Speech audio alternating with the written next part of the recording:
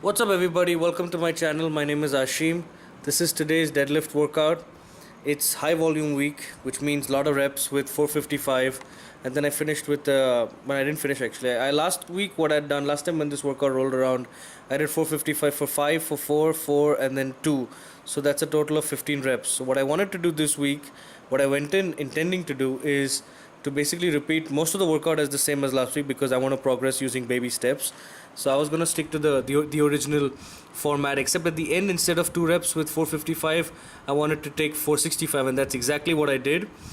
And then I did 405 for 8, and last time when I done 405 for a rep out, I done 6 reps. And I'm not going to be beating this record, but I want to be consistent with being able to do 8 reps with 405 after such a workout. So I'm looking forward to that. This was the first set with 455. It felt awesome. I didn't expect it to feel this good. Of course, I had my pre-workout meal of bagel and cream cheese, so that worked wonders. And I'm very happy. This was a great workout. I felt extremely strong during my warm-ups. I did during my mobility drills, and before I actually started warming up on deadlifts, I did a 1-minute plank with 90 pounds added to my body. So that really helped, I think, because I was able to brace my core and keep it tight throughout. In fact, on a lot of these reps, my core is tight and braced. Even when I'm resting the bar at the bottom, I'm just breathing in and out, but my core is still tight. And when I can do that, I'm very, very confident of the lift that I'm about to undertake. So this was set 3, 455 for 4. As you guys can see, it's almost bouncing off the floor. In the sense, not that I'm bouncing the reps off the floor, I'm able to rip the bar off the floor really, really fast. My bar speed is good. I'm very happy.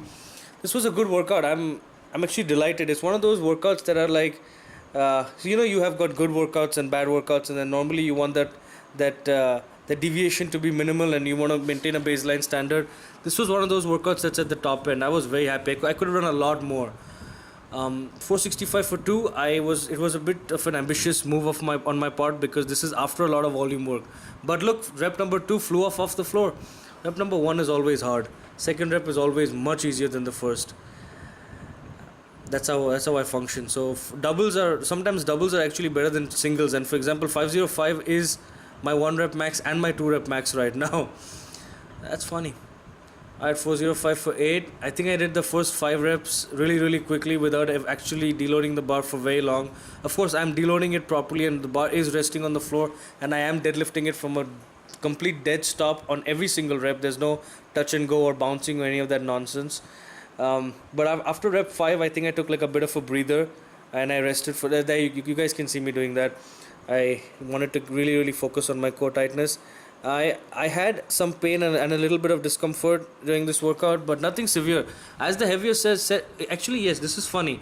The lighter sets were more difficult and there was more back pain or back discomfort and stiffness. Basically stiffness from sitting in my chair at work all day. So that was there in the lighter warm-up sets. But the second the heavier sets rolled around, I was on the ball with that stuff. So anyway, thanks a lot for watching, guys. I really appreciate your love and support. Thank you very much.